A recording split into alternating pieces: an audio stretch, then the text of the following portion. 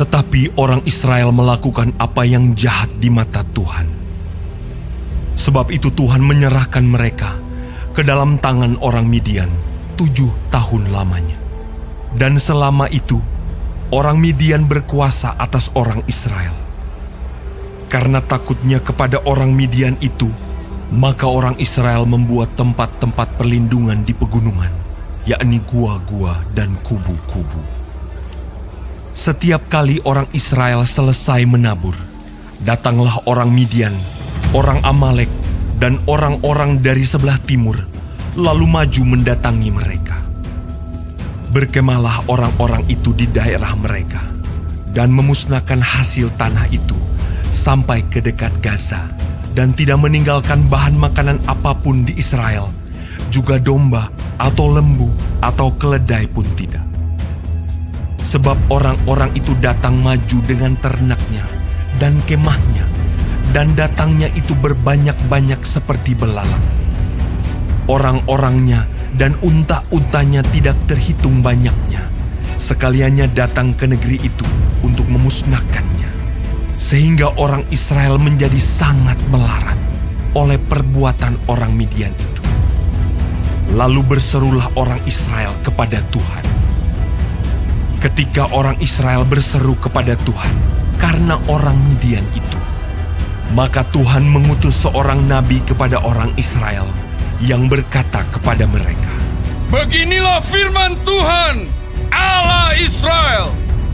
Akulah yang menuntun kamu keluar dari Mesir dan yang membawa kamu keluar dari rumah perbudakan. Aku melepaskan kamu dari tangan orang Mesir dan dari tangan semua orang yang menindas kamu. Bahkan aku menghalau mereka dari depanmu, dan negeri mereka kuberikan kepadamu. Dan aku telah berfirman kepadamu, akulah Tuhan Allahmu. Maka janganlah kamu menyembah Allah orang Amori, yang negerinya kamu diami ini. Tetapi kamu tidak mendengarkan firmanku itu." Kemudian datanglah malaikat Tuhan dan duduk di bawah pohon tarbantin di Ofrah, kepunyaan Yoas, orang Abiezer itu. Sedang Gideon anaknya mengirik gandum dalam tempat pemerasan anggur, agar tersembunyi bagi orang Midian. Malaikat Tuhan menampakkan diri kepadanya dan berfirman kepadanya demikian, "Tuhan menyertai engkau, ia pahlawan yang gagah berani." Jawab Gideon kepadanya, Tuanku, jika Tuhan menyertai kami, mengapa semuanya ini menimpa kami? Di manakah segala perbuatan-perbuatannya yang ajaib yang diceritakan oleh nenek moyang kami kepada kami? Ketika mereka berkata, "Bukankah Tuhan telah menuntun kita keluar dari Mesir? Tetapi sekarang Tuhan membuang kami dan menyerahkan kami ke dalam cengkeraman orang Midian." Lalu berpalinglah Tuhan kepadanya dan berfirman, "Pergilah dengan kekuatanmu ini dan selamatkanlah orang Israel dari cengkraman orang Midian. Bukankah aku mengutus engkau?"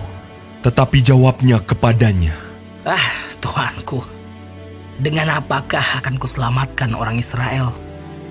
Ketahuilah, kaumku adalah yang paling kecil di antara suku Manasye, dan aku pun seorang yang paling muda di antara kaum keluargaku. Berfirmanlah Tuhan kepadanya, "Tetapi akulah yang menyertai engkau. Sebab itu, engkau akan memukul kalah orang Midian itu sampai habis." Maka jawabnya kepadanya, "Jika sekiranya aku mendapat kasih karunia di matamu, maka berikanlah kepadaku tanda bahwa engkau sendirilah yang berfirman kepadaku.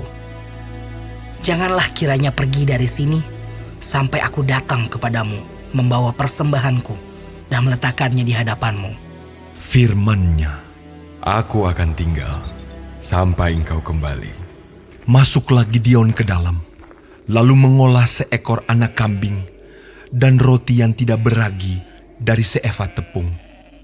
Ditaruhnya daging itu ke dalam bakul dan kuahnya ke dalam periuk. Dibawanya itu kepadanya ke bawah pohon tarbantin, lalu disuguhkannya. Berfirmanlah malaikat Allah kepadanya, "Ambillah daging dan roti yang tidak beragi itu. Letakkanlah ke atas batu ini dan curahkan kuahnya. Maka diperbuatnya demikian. Dan malaikat Tuhan mengulurkan tongkat yang ada di tangannya. Dengan ujungnya disinggungnya daging dan roti itu. Maka timbullah api dari batu itu dan memakan habis daging dan roti itu. Kemudian hilanglah malaikat Tuhan dari pandangannya.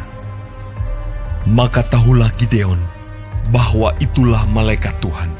Lalu katanya, Celakalah aku, Tuhanku Allah, sebab memang telah kulihat malaikat Tuhan dengan berhadapan muka. tetapi berfirmanlah Tuhan kepadanya, Selamatlah engkau, jangan takut, engkau tidak akan mati. Lalu Gideon mendirikan mezbah di sana bagi Tuhan dan menamainya Tuhan itu keselamatan. Mezbah itu masih ada sampai sekarang di Ofra, kota orang Abiezer. Pada malam itu juga Tuhan berfirman kepadanya, Ambillah seekor lembu jantan, kepunyaan ayahmu, yakni lembu jantan yang kedua, berumur 7 tahun. Runtuhkanlah mezbah Baal kepunyaan ayahmu, dan tebanglah tiang berhala yang di dekatnya. Kemudian dirikanlah mezbah bagi Tuhan Allahmu di atas kubu pertahanan ini dengan disusun baik.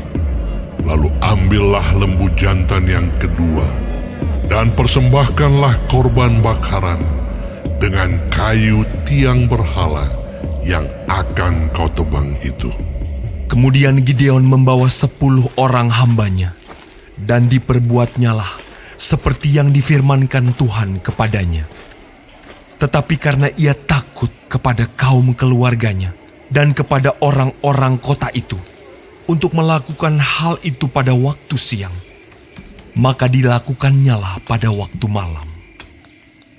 Ketika orang-orang kota itu bangun pagi-pagi, tampaklah telah dirobohkan mezbah Baal itu, telah ditebang tiang berhala yang di dekatnya, dan telah dikorbankan lembu jantan yang kedua di atas mezbah yang didirikan itu.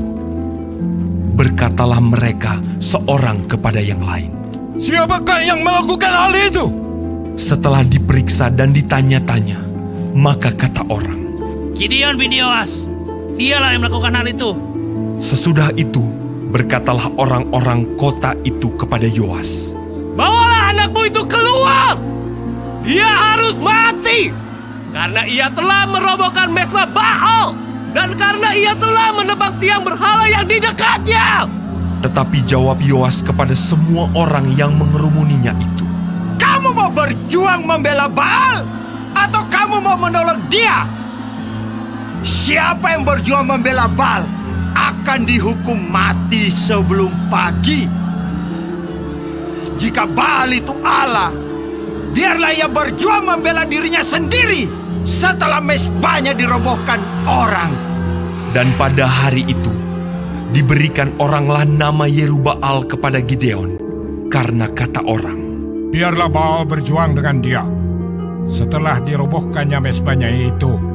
seluruh orang Midian dan orang Amalek dan orang-orang dari sebelah timur telah berkumpul bersama-sama. Mereka telah menyeberang dan berkemah di lembah Yisrael. Pada waktu itu, Roh Tuhan menguasai Gideon. Ditiupnyalah sangkakala dan orang-orang Abiezer dikerahkan untuk mengikuti dia. Juga dikirimnya pesan kepada seluruh suku Manasye, dan orang-orang ini pun dikerahkan untuk mengikuti dia. Dikirimnya pula pesan kepada suku Asher, Sebulon, dan Naftali, dan orang-orang ini pun maju untuk menggabungkan diri dengan mereka. Kemudian berkatalah Gideon kepada Allah, Jika engkau mau menyelamatkan orang Israel dengan perantaraanku, seperti yang kau firmankan itu, maka aku membentangkan guntingan bulu domba di tempat pengirikan. Apabila hanya di atas guntingan bulu itu ada embun, tetapi seluruh tanah di situ tinggal kering, maka tahulah aku bahwa engkau mau menyelamatkan orang Israel dengan perantaraanku. seperti yang kau firmankan. Dan demikianlah terjadi, sebab keesokan harinya, pagi-pagi ia bangun.